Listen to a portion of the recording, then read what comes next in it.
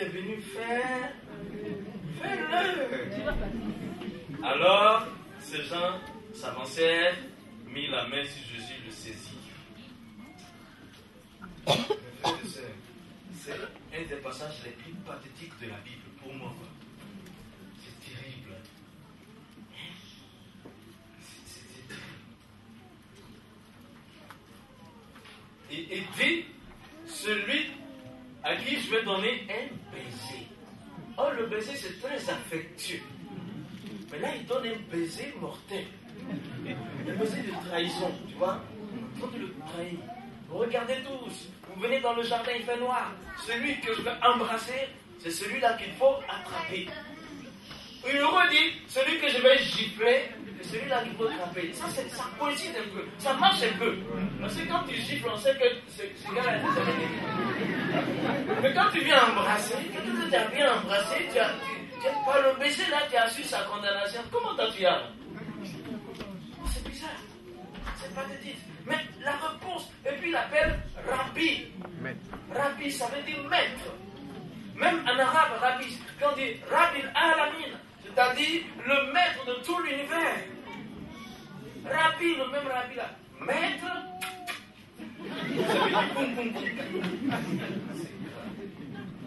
Vous voyez la valeur de Jésus, que Judas encore évalue Jésus par un baiser de trahison.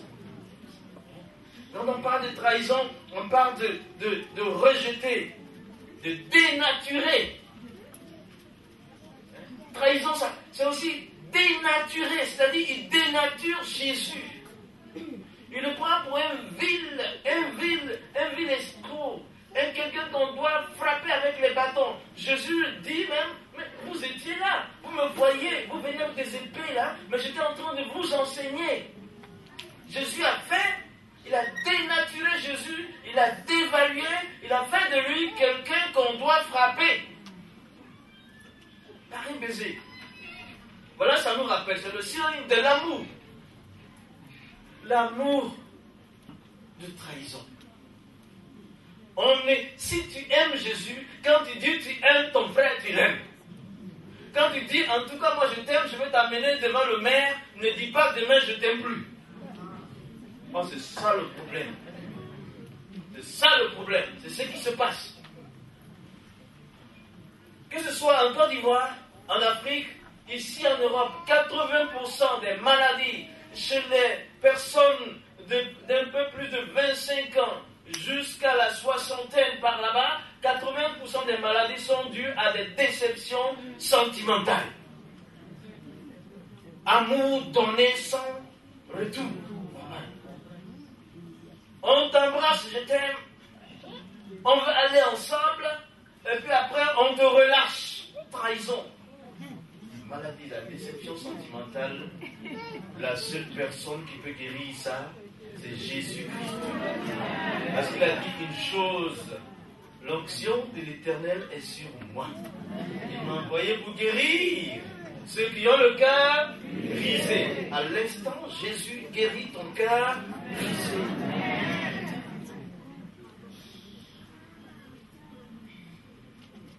Je suis là, une de nos filles.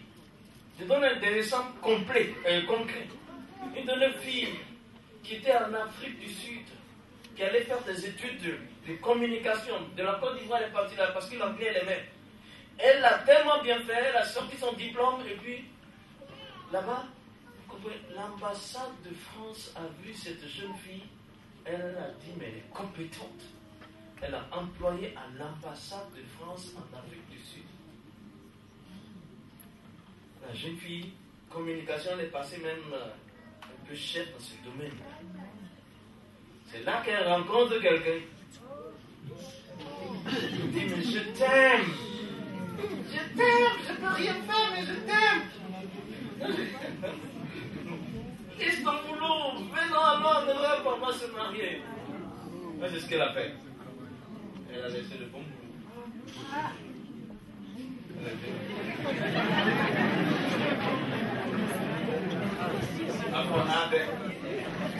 a laissé le bon boulot. Elle est venue. La personne était tombée malade, même elle s'est débrouillée, envoyée à l'église. Le organes, Jésus, c'était pas ça. Mais à cause des maladies, là, oui, j'accepte Jésus. Priez, ce qui était cancer, a disparu. Après, quand il s'est réveillé, puis tout ça, il dit non, laisse-moi mener ma vie. Laisse-moi détourner. Divorçons, je t'aime plus. Divorçons, je t'aime plus. Je vais aller vivre ma vie. Et comme ça, la jeune fille était terrassée. Moi, je la rencontre. Elle me dit ça. Je dis, mais ça fait 1 an et demi que ça prenne. Tu as jeûné, tu as fait 21 jours de jeûne. Le gars ne dit plus je t'aime. De plus en plus, il va dans le monde. Et laisse-le partir. Laisse-le partir. Ce n'est pas le seul homme. L'important, c'est la base. Tu avais mal choisi. Ce qui est pour toi ne part pas. Donc, ouvrez les yeux. Ce n'est pas tous les baisers qu'il faut prendre. C'est le fils de Judas. Il faut laisser ça. Voilà, quand ça envoie à la mairie, là, ça ne dure pas. Et vice versa, vous les filles aussi, vous faites ça aux hommes.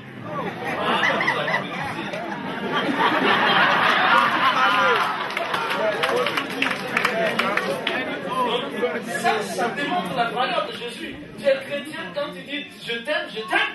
Oui. Je t'aime, je l'ai dit, je t'aime, je ne suis pas. La preuve, Jésus dit à Judas, mon ami, tu es toujours ami avec moi. Il a oublié le sens de l'amitié. L'amitié, tu ne peux avoir dans la vie qu'un seul ami. Et ton ami, c'est Jésus. Et si tu es marié, c'est ta femme. Si tu es marié, c'est ton mari qui est ton ami. Après Jésus retrace ça. Mon ami, moi je t'aime, je suis fidèle. Pas parce que fais ce que tu as à faire. Encore Judas n'a pas vu la valeur de Jésus. Même dans l'amour, il a dévalué Jésus. J'espère que dans l'amour, tu remets la valeur de Jésus. Tu aimes ta femme, tu aimes tes enfants, tu aimes ton frère en Christ. Vraiment d'un amour réel. Tu aimes ton Seigneur. On va voir Marc 14, versets 50 à 52. Mes amis, je ne suis pas en train de vous prêcher. Ce que je suis en train de vous dire, c'est ce que Dieu m'a dit pour moi-même. Je dis attention, attention. Pas parce que tu tournes ici, tu prêches un peu comme ça, là, que tu es quelqu'un. Tu dois toujours me mettre plus valeureux que toi. Tu n'es qu'un petit serviteur, je suis un petit serviteur. Mais un petit serviteur du grand Dieu, ça fait bien. Amen. Je sers le grand Dieu. Pas n'importe qui je sers. Oui, ce petit serviteur, je suis prêt à faire, comme on a dit, le châssis de Jésus. Amen. Pour ceux qui ne comprennent pas ce que j'ai mis dedans, j'ai un jargon particulier. C'est-à-dire, je suis prêt à cirer ces chaussures. Versets 50 à 52. Alors, c'est encore la même chose. Alors, tous l'abandonnèrent, prirent la fuite. Pasteur, est-ce qu'on ne peut pas rire de ça? Ils abandonnèrent qui? Un balayeur de la rue? Un homme qui ne sait pas ce qu'il fait? Mais qui ont-ils abandonné? Leur Seigneur. Et puis ils ont pris quoi? La fuite. Et, c'est-à-dire, la valeur du Seigneur, c'est dans la fuite. Ils s'abandonnèrent. Et puis ils sont partis. Ils ont pris la fuite. Ici, il y a une scène, il y a quelque chose de particulier que Marc seul rapporte. Il y a quelqu'un qui fait son entrée dans la scène. Dans la dernière semaine de Jésus, quelques minutes de la crucifixion, un jeune homme le suivait, n'ayant sur le corps qu'un drap. On se saisit de lui. Mon ami, comment t'as dit ta vie là? Il fait froid chez nous ici en France. Mais il lâcha son vêtement et se sauva tout nu. Et comprenez quelque chose. Marc nous rapporte quelque chose. Cet homme-là, ce jeune homme-là, bon, comment se fait-il qu'il est en train de regarder Jésus dans le jardin avec un seul drap? D'où est-il sorti? J'imagine peut-être qu'il dormait, il a entendu les bruits des soldats qui venaient arrêter Jésus. Il a vu son drap, il dit, attends, je me vais voir. Mais voilà, c'est pas celui-ci qui pêche là. C'est pas celui qui ressuscite les morts là. C'est lui, on est en train de balloter, frapper comme ça. Alors il oublie qu'il est nu, il n'a qu'un seul drap, et il regarde le spectacle quoi. Maintenant, la férocité des soldats romains, c'est-à-dire ils n'avaient pas d'égard. Quand tu parles des soldats, l'Empire romain dans le temps, c'est plus que les États-Unis maintenant. C'était la puissance qui dominait tout. Et ceux-là, ils connaissent rien que les muscles. Dis quoi? On nous a envoyé attraper ces gars-là. Toi, tu dois être avec lui. On l'attrape. Dis non, moi, votre gars-là, je n'ai pas de valeur. Je ne suis pas à lui parce qu'il ne vaut rien, parce que c'est lui que vous êtes en train de frapper. C'est ce que je me dis, quoi. On l'attrape.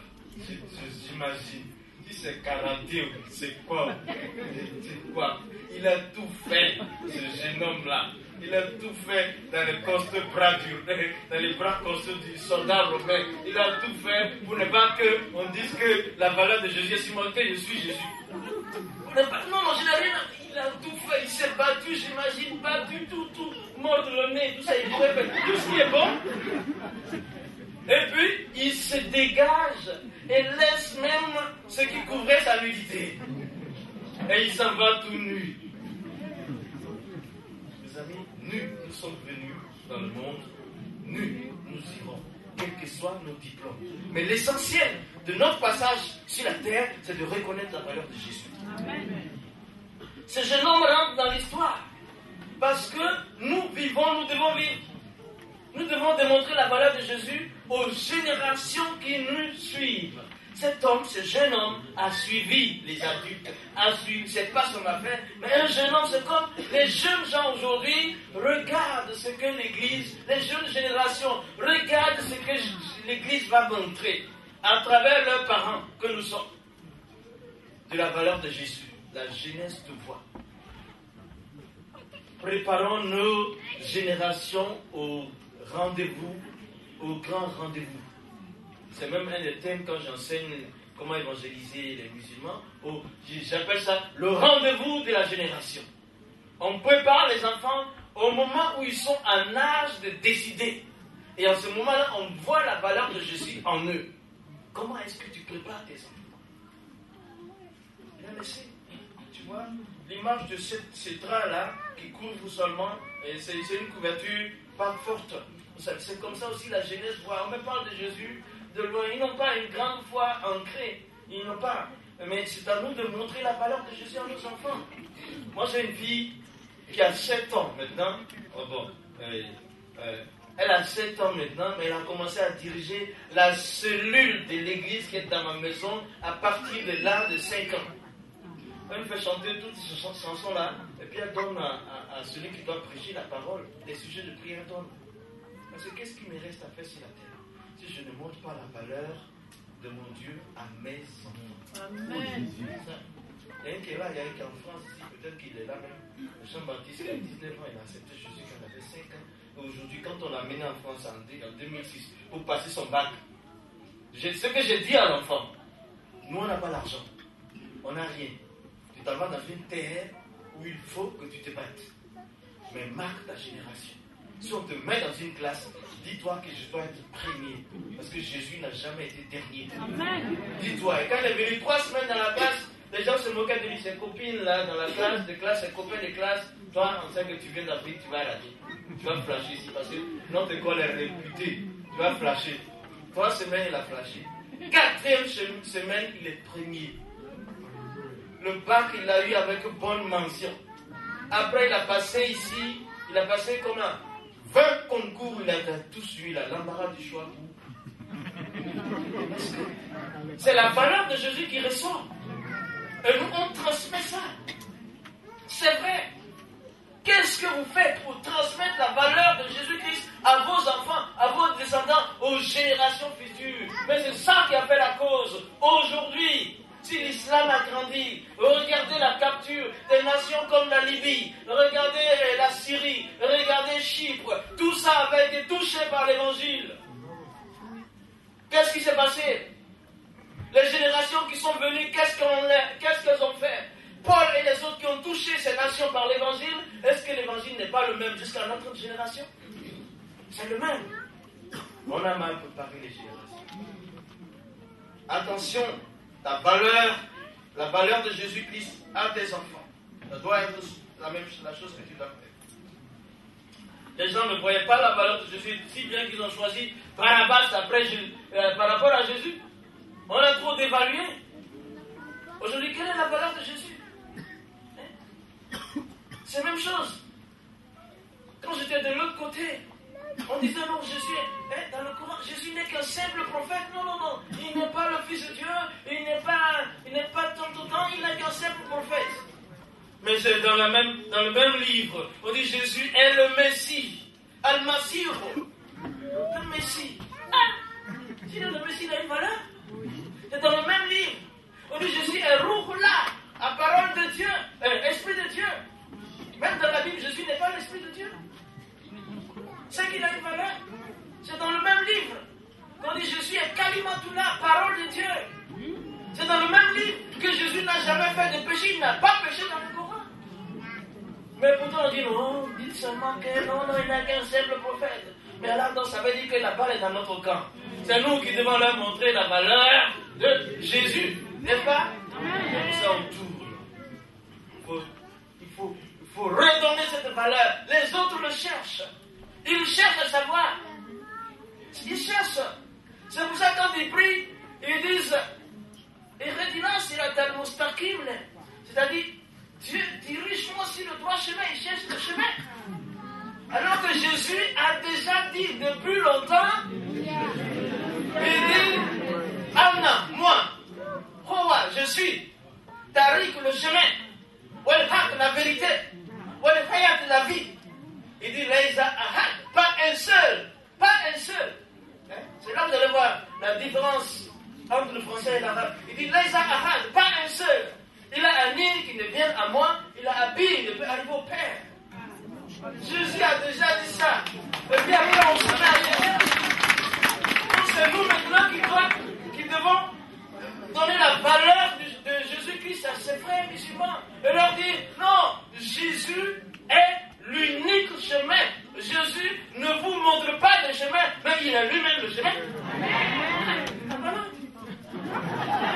C'est ça qui fait que nous sommes là aujourd'hui. Ils cherchent. Alors, moi je veux donner quelques preuves du fait que Jésus a une valeur inestimable. Prenons Matthieu 27, verset 19. Il a une valeur inestimable. Même si les autres l'ont vendu et tout ça là, moi je ne le vends pas, toi tu ne le vends pas. Nous on voit sa valeur à travers ça.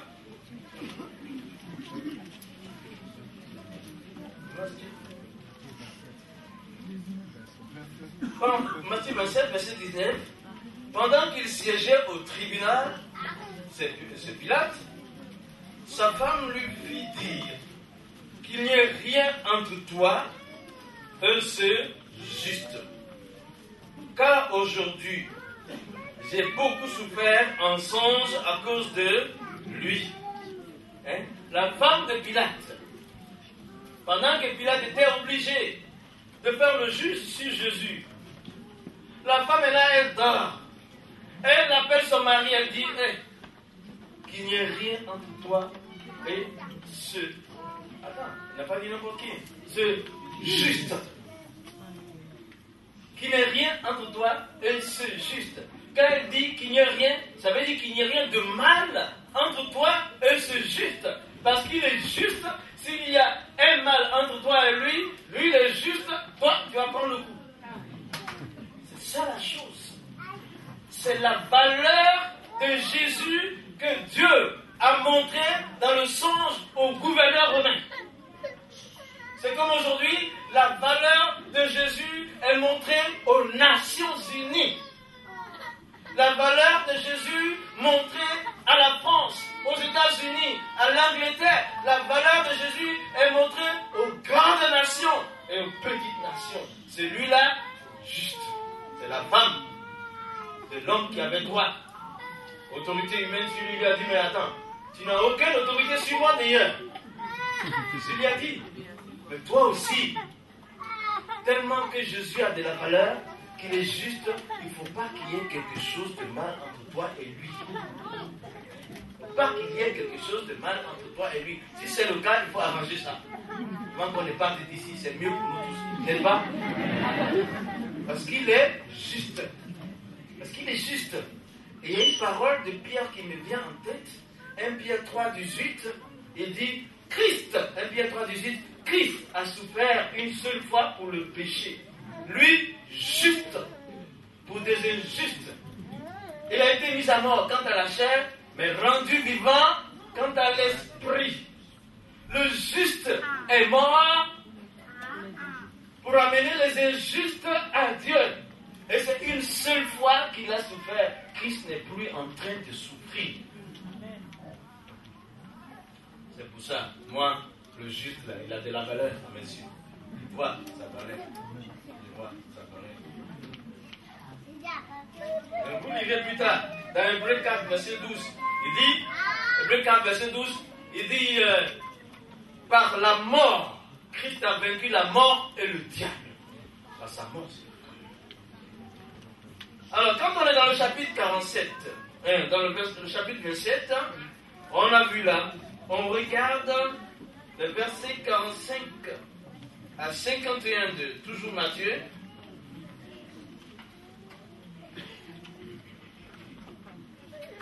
Pour trouver le deuxième point de la valeur de Jésus, depuis la 6e heure jusqu'à la 9e, il y eut des ténèbres sur toute la terre.